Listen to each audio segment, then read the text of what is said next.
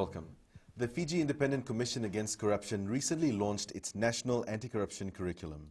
And tonight on the show we have Ms. Betty Lynn Matakitonga of the FICAC. She's the Public Relations Officer, and she's here to discuss more on the NACC, we can call it.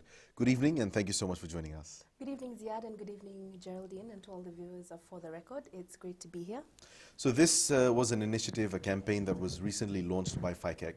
Tell us more about the National Anti-Corruption Curriculum. The National Anti-Corruption Curriculum is the brainchild of the Fiji Independent Commission Against Corruption alongside the Ministry of Education, Heritage and Arts. So the idea to have an anti-corruption curriculum came about 5 years ago after various exposures to overseas trainings and seeing how overseas countries were implementing their own anti-corruption curriculum.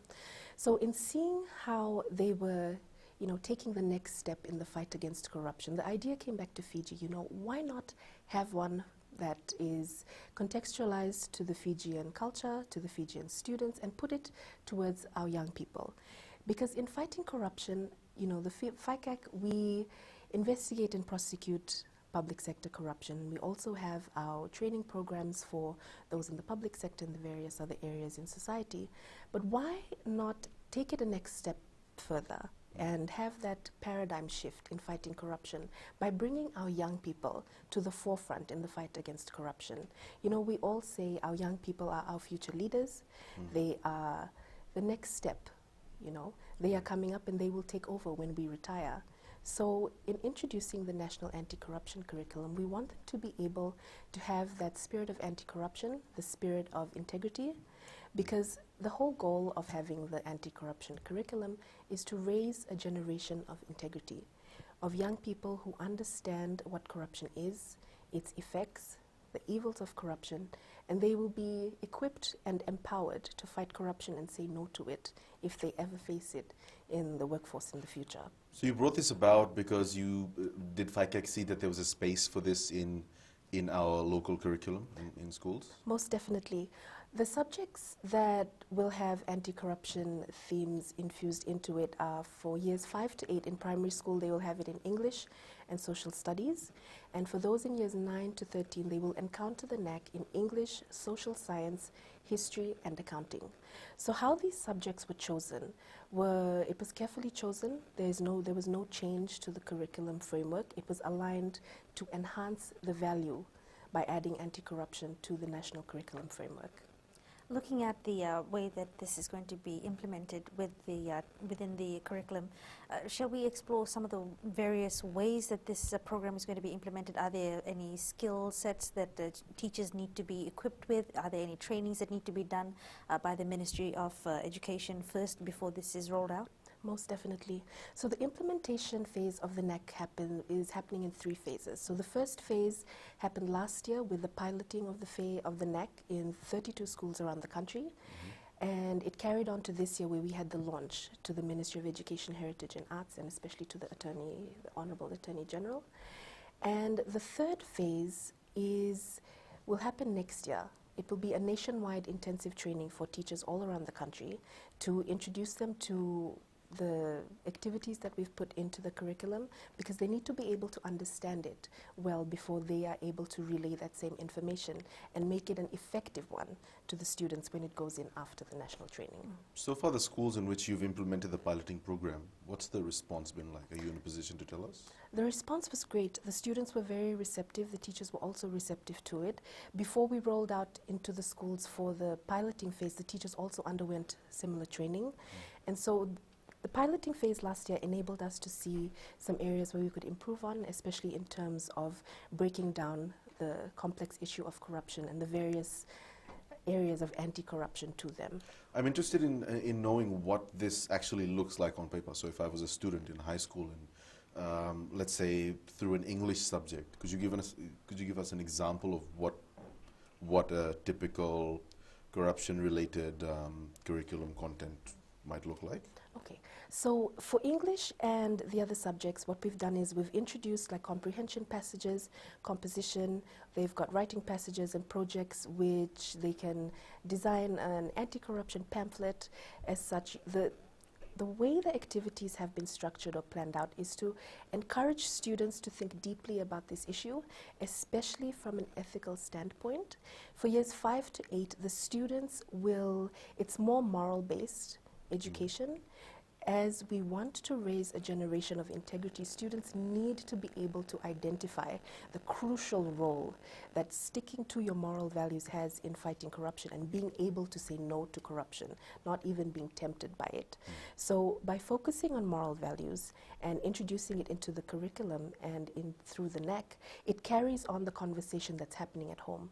Because at home or in society with our friends, we are talking about moral values. It's good to be honest. It's good to have integrity. It's good to have respect and obedience.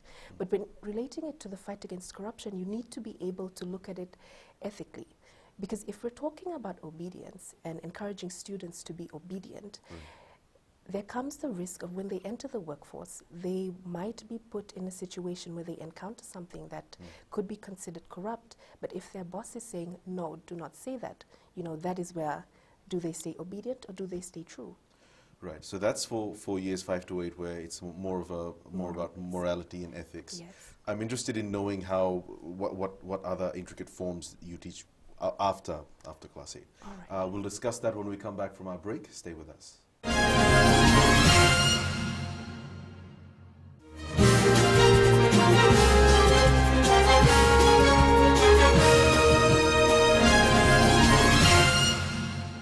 So we're talking about the National Anti-Corruption Curriculum that was recently launched by FICAC. We spoke about how it's more about morality and ethics for years 5 to 8. But beyond that, let's say for a subject as intricate as accounting, how do you plan to bring corruption themes there? All right. So when it comes to corruption, a lot of the transactions in corruption happens in monetary terms. So by introducing the anti-corruption element into accounting, we want students to be able to identify the importance that having necessary checks and balances, because they do work with that in accounting, in being able to balance things, the proper procedures for checking things, making sure that there is transparency in all the transactions happening. So students will be challenged or motivated in a good way to be able to look and identify these things. Allow me to digress for a bit. You mentioned it's going to be in accountings and history amongst English as well. But if you're talking about numbers and balancing the books and making sure that you're able to justify that there is a corrupt practice taking place, for those students who do not take accountings and history, how is that going to be implemented and how are they going to be able to quantify corrupt practices? Okay, so the reason why, that's a really good question, thank you for asking that. That is where English comes in. As English is a compulsory subject for all students in all schools, even if they're not specifically learning the different quantifiable things that are in accounting, they will be looking at it from an analytical point of view. So they will be challenged through writing exercises, through various passages for their interpretation. They will be introduced to very simplified definitions of corruption and its various elements. It's not to pressure students into loading too much onto them to process. No, that is not what the anti-corruption curriculum is doing. It's not changing anything, it's just adding more things. And so it's great because the way it's been set out in the curriculum is it's going to be interesting, it's going to be engaging, and that has been some of the feedback we've received so far. So it's been great, and we look forward to more students taking the NEC in the future. Right, so another angle to this is your youth ambassadors against corruption, which is another aspect of this broader strategic direction and advocacy. We all know the inspiration behind it, the two honest boys from Nasinu Muslim, and the way that FICAC was inspired. But talk to us about why FICAC is taking this strategic direction in terms of advocacy. Okay, so while the NEC challenges students and it encourages them to do these acts of integrity in the classroom. It's one thing to sit in the classroom and answer correct questions, understanding the terms and getting things right on paper. The real challenge is when you get out into society, when you step out of the classroom after class. What happens then? What happens when you go home? What happens when you're on your way to school? Now the incidents, we have 3 anti-corruption youth ambassadors. So in addition to Nereo and Waisia, we have Katarina from Taviuni. And all these instances that happened to them, it happened outside of the classroom. You know, so it shows that students have integrity. It shows that they are willing to do the right thing. They are not tempted by monetary gain to use the things that they are finding for their own use. So by providing them with a platform, such as the Anti-Corruption Youth Ambassadors Program, we are giving them a chance to inspire other young Fijians to aspire towards doing future acts of integrity, because it's by acknowledging and recognizing them for their good efforts and their good behavior that we can inspire them and reinforce this kind of action and attitude and morality to be able to take Fiji into the future where we have less instances of corruption. And so FICAC was really inspired, and at this point we would like to thank the parents, the teachers, all the people involved, you know, in raising such good model students who come out as young Fijians full of integrity. And we want to encourage more young people when they encounter the NAC. Like, it's going to be some time after the training, but in the meantime, don't let that stop you. You know, if something good happens, come forward and let us know. We are open to, you know, sharing your story, because that is the whole point. So I have here with me the form for the Anti-Corruption Youth Ambassadors Program. So if anybody has something, or if they would like to nominate somebody to be an Anti-Corruption Youth Ambassador, they can get in touch with FICAC. There are various ways to get in touch with us. We're also on social media, so it should be very easy. They can get in touch with us. We will provide them with this form. It explains what the program is, what the aim of the program is, and how we will carry out this program. And then they will fill in some details. We need to be able to fill in the forms, as well as we also have a consent form. We need the parents and the teachers, everybody to be on board with this. We also need the details of the person that they helped or they returned a belonging to, or whatever other instance may happen, for verification purposes before they are awarded the status of an Anti-Corruption Youth Ambassador. So once they are awarded this particular status, which is a very lovely thing, especially when you're trying to encourage some civic duty and civic pride in the young of the nation, what happens then once they become ambassadors? Are they called in for seminars, or are they taken to workshops just to, you know, see the progress and see what else is happening out there that they can help out in? Most definitely. In signing the form and in signing up to this program, the students are able to be a part of all future anti-corruption initiatives where young people are involved. We invite them, and, you know, it's not just calling them in for the events. We are checking up on them. We need to know how they're doing in school. We don't want our programs to interfere with their studies. We want to know how we can help them understand integrity better, because being awarded this plaque, I'm sure for a young person it may be a bit overwhelming, you know, so we explain to them what is expected of them and not to pressure them. It's just to encourage them to inspire other people and to carry on with this good behavior. You know, along with giving the message itself, it's also important to ensure that it lands on the right ears, it's heard in the right spaces. So in what ways is FICAC bringing this message out to people? So we are doing this in the form of advertisements. We have it on the radio, on TV, in the cinemas. We are now using our social media platforms to be able to tell these young people's stories. And it's amazing to see the response that these have had, because our latest Anti-Corruption Youth Ambassador from Taviuni, Katerina, her librarian, was the one who got in touch with us. So she had watched the advertisement, she saw what the two boys had done, and she saw what her student had done. And so she got in touch with us immediately. So it's great.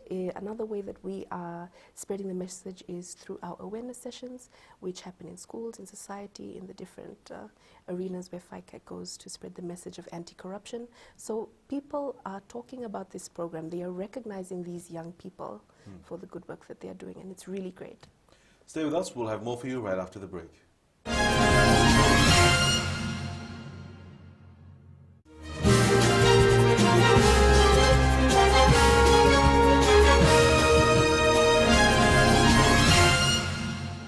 So, Ms. Betty Lynn, we've already discussed the National Anti-Corruption Curriculum and the Youth Ambassadors Program, but FICAC has always done a lot of advocacy and a lot of awareness on these issues from a grassroots level, we can say. So what other programs are currently in place in terms of engaging the youth? Okay, so in addition to having the National Anti-Corruption Curriculum for students in years 9, from 5 to 13, we have the Good Kiddo program, which is for students from years 1 to 4. So the Good Kiddo program really is also an extension of a moral-based education kind of thing, but we've really broken it down for these young kids to make it as exciting as possible, and that is in the form of introducing our two anti-corruption superheroes, Good Kiddo and Super Kiddo. So these anti-corruption superheroes, they fly into schools and they spread the message of anti-corruption by talking to our young students about trust, honesty, obedience, and respect, how they can show it in the different ways, very simple scenarios. What would you do if this happened? What would you do if that happened? And it's great, the students enjoy it. We even have a little video that has a puppet show that plays for them and a little cartoon. And it's really engaging for them because at that young age, they are so mesmerized by the idea of a superhero by watching all the different movies and cartoons out there. So having them be receptive to our Good Kiddo and Super Kiddo, it's great to see the excitement. And it also sets the mark or the foundation for when they enter years 5 to 13 and they encounter the NAC, because they're already sort of prepared and they're based with it and they have that excitement. That excitement is built, so it only grows as the years go by. So as young kids, of course, you know they have a very short attention span. Yeah. So when you go in and roll out the Good Kiddo and the Super Kiddo programs, Yes. they may be engaged at that point in time, but do you do follow-ups? Do you go there regularly, or is it just once in a year or somewhere around that particular mark? Of course, we do refresher. We go in year after year, especially because the schools are so open to it. You know, they may have it this year, they will call again the following year or later in the year, just to refresh the minds of the students, because it's really important to really reinforce it. You know, a lot of the corruption that we see in the real world is I guess you could teach kids something, but then a lot of the corruption that we see is also institutionalized. It's much more intricate. Yes. These are difficult things to understand. Let's say, for example, money exchanging hands in exchange for a favor. That would seem like a prima facie corruption, right? But let's say someone commits a crime and they get away with it because of weak legal framework and because of perceived impunity. You know, that's also a form of corruption. How do you explain that to children? Well, it depends on the audience, right? So children as young as 1 to 4, if we're still talking about that young age, it's basically helping them be able to differentiate between right and wrong. You know, there are no blurred lines when it comes to engaging in corruption. You either engage in corruption or you don't engage in corruption. So you need to be able to know what is right and what is wrong. And the great thing about working with children is because they have this tendency to be very outspoken and pointing out things which are wrong. You know, so it is that habit or that personality that we really must cultivate from a young age to always encourage them to speak out against the wrong things. Because as people grow older, they tend to lose that, maybe because of society. It's what society dictates that they do. But, you know, we must not do that. We must not turn a blind eye to corruption. We must stand against it and report it. So it's very important to cultivate that behavior and habit in kids. So looking at a top-down approach, you've already mentioned everything that's happening from the grassroots level, from kindy levels all the way through high school. Let's look at how you inculcate this particular program and the ethics and the values and the standards that you would like for ordinary Fijians to have in, say, corporate institutions, in everyday life, in ordinary citizens. What sort of programs do you have for that? Okay, so FICAC has a corruption prevention team alongside other members from the legal department or the investigations department who go out into the various departments, and there are various training programs. So firstly, we have our community-based programs. So these are, you know, for like community groups. If they're interested in having a session, they can call FICAC. We can go in, and the session can be delivered in either English, Itake, or Hindi, depending on their preference. You know, we really tailor-make our programs for the audience because we need them to really understand what corruption is and how it affects them. And then moving up from the community, we have our general awareness session, which is for all staff members, and they can engage. Usually what they do is they usually book us in for like a whole day. So level 1 will have theirs from this time, and it's usually a 1-hour session. So just very briefly going through what is corruption, what is FICAC, how do we come into this fight against corruption. moving from the general awareness, we have the corruption impact assessment. So this is specifically for government ministries and departments. So what the team does is they go in, it's a 2-day program, depending on how quick they get through the program or their understanding is. And the corruption impact assessment helps these departments and these ministries to identify the loopholes contained in their systems, in their policies. So through engaging with our team for these sessions, they are able to, once again, learn about corruption. And there's an exchange of information happening because they also provide us with their policies, which our team goes through to be able to identify which areas they need to improve their policies in, what they can implement, what anti-corruption initiatives and policies they can put in place to strengthen their institution and not leave any space or any loopholes for people with greed to engage in corruption. Because an important element in engaging in corrupt activity is opportunity. Okay, you can be greedy, you can want to take more money, but if you don't have an opportunity to do it, then you can't engage in corruption. Right. And we spoke about, so you go to ministries and departments and do this advocacy and awareness with them.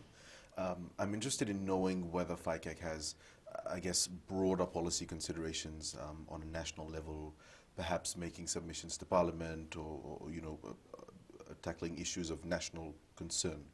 Most definitely, our Acting Deputy Commissioner, Mr. Rashmi Aslam, alongside other prosecutors from FICAC, they do attend meetings to discuss bills. They are part of it. Anti-corruption, you cannot just look at it from a ministry level or a department level or from the community, from the schools. You need to look at it from a national level. So, FICAC was established on April 4, 2007, and the reason for the establishment was the realization that Fiji needed a strong set of laws to combat and prevent corruption in the country. You're familiar with the reason why I brought that up is yes. because that's one of the issues that FICAC has always faced. The criticism that FICAC chooses to remain silent on a lot of issues, and FICAC isn't doing what it's supposed to be, which is what the public often we see and hear people talking about that.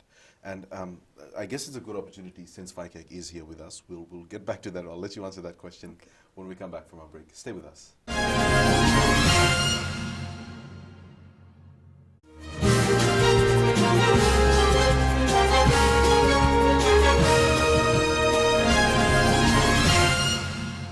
Ms. Betty Lynn, are you able to tell us the prevalence of corruption in Fiji? I know it's hard to put a quantifiable figure on it, but I'm guessing you can infer some things.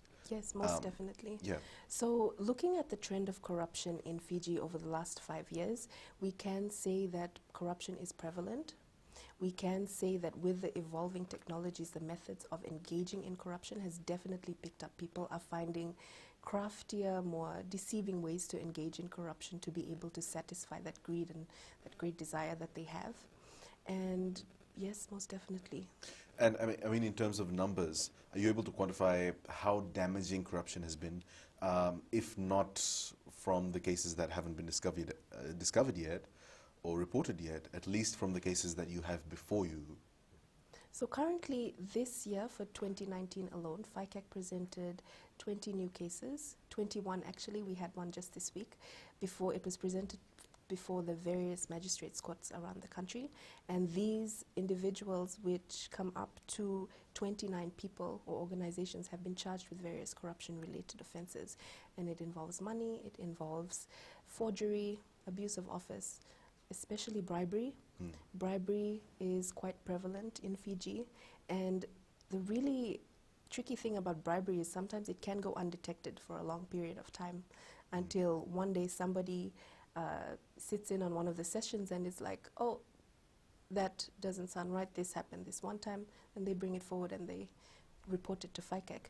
So with bribery, it's really important that people are able to know what bribery is, and even though it may feel like, for example, hypothetically speaking, if you are overspeeding and you are pulled over and you are about to be issued with a fine, and then you think, oh, I can slip a 20, to get away with this, that is bribery, right?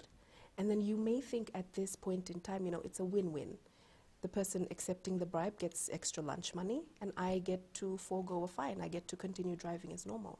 But what you don't see is, or what many people fail to think about, is the consequence that this action will have for other drivers on the roads.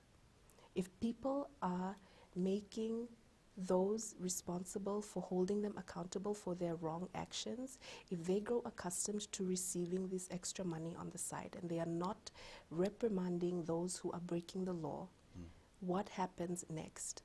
There will be accidents, there will be death, there will be loss, and there is suffering for not just the people involved in the accident, it's for their families, for society, and on a national level, it's not good. Right. It's a valid point you make.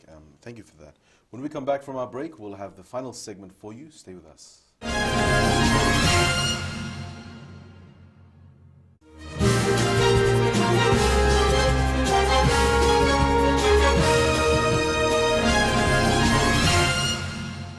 We left off the discussion on bribery, which has a tendency to happen in public institutions. But let's talk about the private sector and some of the work that FICAC does for the private sector. So I spoke a lot about what we're doing for society and for the general public as well as the public sector. But FICAC also has programs for the private sector, and this is in the form of the Corporate Integrity Pledge. So this pledge, it shows a promise from those in the private sector that they are willing and that they are open to implementing anti-corruption policies into their current framework, and that they are making a commitment to ensuring that their companies will remain corruption-free. So far, FICAC has signed 6 private sector companies who have made a pledge to stand against corruption and to remain corruption-free, and these are Asco Motors, Fulton Hogan Highways, Ashabai, Kasabias, Aqua Heat South Pacific Limited, and we have Fiji Ports Corporation Limited. So the Corporate Integrity Pledge, it runs a bit longer than our other awareness programs for those in the public sector, because it takes time to be able to have sessions, to be able to facilitate discussion, to break the ice on the issue of corruption. And before they get to the signing part, they need to be able to show promise that they will implement the various anti-corruption policies, and there's also a monitoring system in place. So it's not just they sign it, they get to have a certificate that says that they're corruption-free. No, we keep in touch. We keep the dialogue going. We check for where it needs updating. As I said previously, corruption is always evolving. Methods of fighting corruption is also evolving. We are evolving the technologies we're using to fight corruption. We are engaging our staff in training that they're able to meet the 21st century kind of corruption that is happening. Right. So it's a constant work in progress, but it's a promise as well to show that, we're not just sitting back. We're being very proactive. We're engaging everybody in society. So everybody needs to meet us halfway and open their doors to us and to the message of anti-corruption. Now, this is a two-pronged attack. One, of course, you said that there are 6 companies so far that have taken the Corporate Integrity Pledge. I think one of the setbacks that we could speculate why there are no other businesses doing this is because, of course, there's corruption that's rife there, and they do not wish to get investigated and probably prosecuted for that. Bringing it to a case that came up in FBC News earlier on this week, where there was a car dealer in Nakasi. Now, there were customers who had paid this particular car dealer, and obviously it's not a one-man business. You would have more than one person running a business like that. Someone had paid even $8,000 for the deposit of their car. A year ago, they got no word back. There was no money that was refunded. No car came to fruition, nothing whatsoever. And after multiple reports, it all totaled up to about 23,000 Fijian dollars.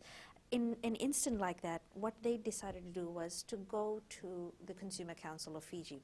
Now, my question to you is, with that as a backdrop, how does the FICAC work with other sectors, other organizations, other stakeholders to ensure that they are aware, they're made aware of all these corrupt practices and work to investigate and prosecute?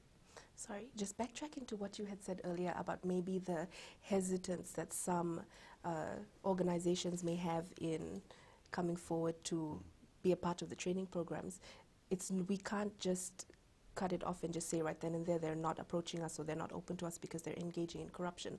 No, that also stems back to the attitude or the general misconception that exists that if you are seen approaching FICAC to work with us, you are corrupt or you will be seen as corrupt. But it isn't. It's the exact opposite. It shows that you are taking a proactive approach to be able to safeguard your organization. So while we have only signed 6, we are in talks with other private sector institutions. You know, they are open to it, and it's great. It's really encouraging, and it's promising to see that people are open to this discussion, but we need to do more. While you're on that, before you answer Geraldine's question, what's corporate culture like when they deal with FICAC, when you see attitudes towards corruption in corporate culture? What is it like? Well, of course, there will always probably be the attitude like, at first, if we approach them or we make the suggestion to have them come on board the Corporate Integrity Pledge, they will be like, there is no corruption here, we don't need it. Right, because naturally no company wants to admit that they are Yes. suffering from corruption issues. Yes, or that they are willing to take the next step, like not to say that they don't have it, but that they want to prevent it from happening or prevent future occurrences from it happening. Back to my point about FICAC working with, taking a multi-sectoral approach, Yes. working with maybe the Consumer Council of Fiji, working with the police, working with other stakeholders. How does that roll out? This partnership happens, it's going to happen. If it hasn't already happened, it's happening. FICAC is open to working with all sectors to help them safeguard their institutions, their policies, and it comes right down to the people of Fiji. You know, by working with these organizations who are looking after the different rights of the people and ensuring that these rights are protected, we are in turn instilling a spirit of anti-corruption. Now that we're coming towards the end of the show, we started off with a discussion on the National Anti-Corruption Curriculum, and you said that it's in the second year or the second phase. Let's fast track a few years. What's the future of this curriculum? What's the future of this campaign looking like? You know, to be able to say that, you know, corruption is prevalent, corruption is happening, so having an anti-corruption curriculum is telling us that the future will have leaders, future leaders. You know, no matter what sector these young people go into, when they leave school, they are leaders in their own right, because they are leaders who, after encountering the NAC, will be full of integrity. They can say no to corruption. They will report corruption. And while fully eliminating corruption from any country may seem impossible, it is possible if everybody works together, if everybody works towards cultivating a spirit of integrity, if everybody stands together and do not lose their personality of standing up to what is wrong, pointing it out. That is so important. And so by having the NAC and the Anti-Corruption Youth Ambassadors Program, we want to empower young people. We want to equip them with all this knowledge so that when they step out, we know that the future of Fiji will definitely be a lot freer from corruption. Just to wrap things up, a final question. When you talk about corruption, of course, there are people out there who will bandy the term about willy-nilly and just try and probably make, shall we say, complaints, not necessarily coming with legitimate concerns about corrupt practices and lodging complaints. Just to highlight to those who may be interested in lodging a complaint with FICAC, what are the necessary details or what sort of data or material do they need before lodging a complaint? All right. Well, first of all, there are various means of lodging complaints with FICAC. We have a toll-free line, which is 1322. We have 3 offices in Suva, Lautoka, and Lambasa, where people can walk in with whatever evidence they have, if it's a photo, if it's a document, even just giving an oral statement. The offices, we have complaints officers who are there to take your complaints in whatever language you prefer to lodge it in. We also have a website which you can lodge it in. If you want to remain anonymous, that is completely up to you and it is your choice. You get to do that. You get to fill in the form on our website. You can email info@ficac.org.fj. And just recently this year, FICAC rejoined social media. So it's been a great boost to our anti-corruption efforts because everybody is online. It's the most convenient way to get in touch, keep in touch, and spread information to people everywhere, not just in Fiji, but around the world. So what we're trying to do now is we want to make things and take things a step further and make it easier for them to lodge their complaints on our social media platforms. So you can follow FICAC on Facebook, Twitter, LinkedIn, and YouTube. Get your latest anti-corruption news, lodge your complaints, lodge your queries. You know, if you're not sure whether the complaint you have is corruption related or not, if in doubt, report it anyway, because we will tell you if it's corruption related or not, and we will help you. Right. So we hope we can keep tabs on the NAC and the way it's implemented into the future. Thank you so much for joining us, and a big thank you to FICAC for coming on the show. Thank you very much, and thank you. That's all we have for you tonight. Thank you for joining us. Have a great evening.